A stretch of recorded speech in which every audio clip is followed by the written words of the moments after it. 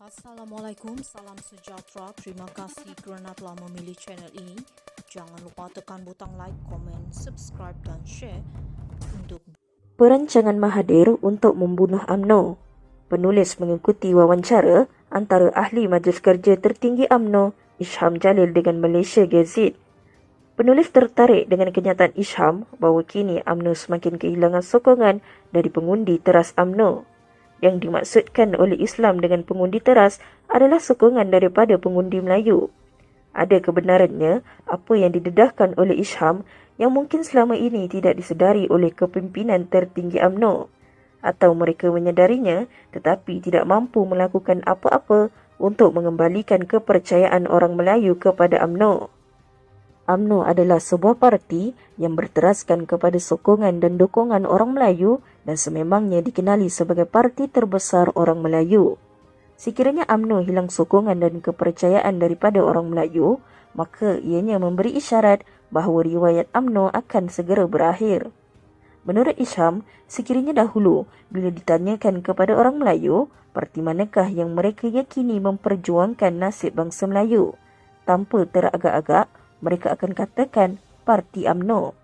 Tetapi kini, apabila soalan yang sama dikemukakan kepada orang Melayu, tanpa teragak-agak, mereka akan mengatakan Perikatan Nasional. Ini adalah satu petanda yang sangat buruk kepada UMNO dan ianya bukanlah persepsi tetapi telah menjadi realiti. Defisit sokongan orang Melayu kepada UMNO. Pada PRU 14, UMNO hanya berjaya memenangi 54 kerusi berbanding 87 kerusi parlimen yang dimenangi dalam PRU 13. Keadaan menjadi semakin parah apabila UMNO cuma mampu memenangi 26 kerusi parlimen pada PRU 15 berbanding 54 kerusi parlimen yang dimenangi dalam PRU 14. Persoalannya, mengapakah ini berlaku? Agenda Mahathir membunuh UMNO. Hingga kini, kepimpinan UMNO masih lagi bermonolog bahawa kekalahan UMNO dalam pilihan raya umum adalah kerana fitnah, rasuah politik dan sebagainya. Kita tidak menafikan kenyataan itu, tetapi pada realitinya, ada perancangan yang telah tersusun diatur oleh Dr. Mahathir untuk membunuh UMNO. Tanpa berselindung, Dr. Mahathir mengumumkan penubuhan PPBM adalah untuk menggantikan UMNO yang sudah rosak dalam perjuangan nasib bangsa Melayu. Pasti kita masih ingat bagaimana paniknya Dr. Mahathir apabila terjalinnya kerjasama antara UMNO dan PAS dalam Muafakat Nasional. Apabila UMNO dan PAS menandatangani Piagam Muafakat Nasional, Dr. Mahathir dengan pantas mengadakan Kongres Maruah Melayu. Walaupun PAS pada ketika itu dilihat masih lagi setia dengan UMNO dalam Muafakat Nasional, tetapi sudah ada kecenderungan PAS kepada PPBM. Hadi Awang sendiri pernah mendedahkan bahawa beliau adalah antara watak utama di dalam langkah Sheraton. Serta jangan lupa, langkah Sheraton sebenarnya adalah ilham yang dicetuskan oleh Dr. Mahathir sendiri. Selepas langkah Sheraton, maka bermulalah pengkhianatan PAS kepada UMNO. UMNO terus dipinggirkan walaupun menjadi sebahagian daripada kerajaan. Dalam masa yang sama, Dr. Mahathir dilihat begitu agresif memainkan sentimen bangsa Melayu dan menuduh UMNO sudah jauh tersasar dari perjuangan asal. PPBM dan PAS pula mengambil kesempatan dominasi mereka di dalam kerajaan dengan memainkan watak hero Melayu.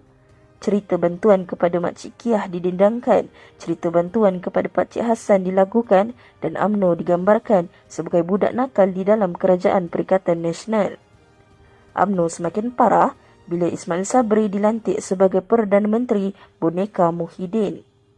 Keadaan menjadi bertambah buruk kepada UMNO apabila Ismail Sabri telah dilantik sebagai Perdana Menteri Boneka Muhyiddin. Desakan pemimpin UMNO supaya parlimen dibubarkan segera telah digunakan sepenuhnya oleh Dr. Mahathir, PPBM dan PAS. UMNO digambarkan sebagai sebuah parti yang tamak kuasa serta tidak menghiraukan nasib bangsa Melayu. Sikap pengkhianat dalaman UMNO yang merupakan ejen Muhyiddin dan Dr. Mahathir telah menimbulkan keretakan dalaman UMNO.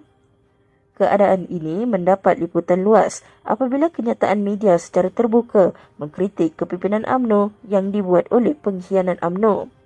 Ia menjadi dalil yang sangat kukuh terhadap label UMNO tamak kuasa yang diberikan oleh Dr. Mahathir, PPBM dan PAS. Rakyat melihat dan mendengarnya dengan rasa yang cukup meloyakan.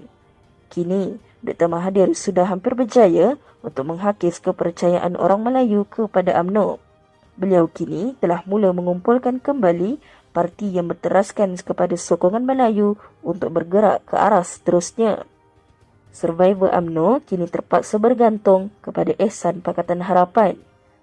Tetapi sangat menghairankan apabila ada segelintir pemimpin UMNO yang terus mempamerkan keangkuhan, melenting apabila ditegur, tidak bijak mengawal emosi ketika mematahkan hujah lawan di hadapan kamera. Sedarlah, UMNO kini hanya mempunyai dua pilihan, berubah ataupun dikuburkan.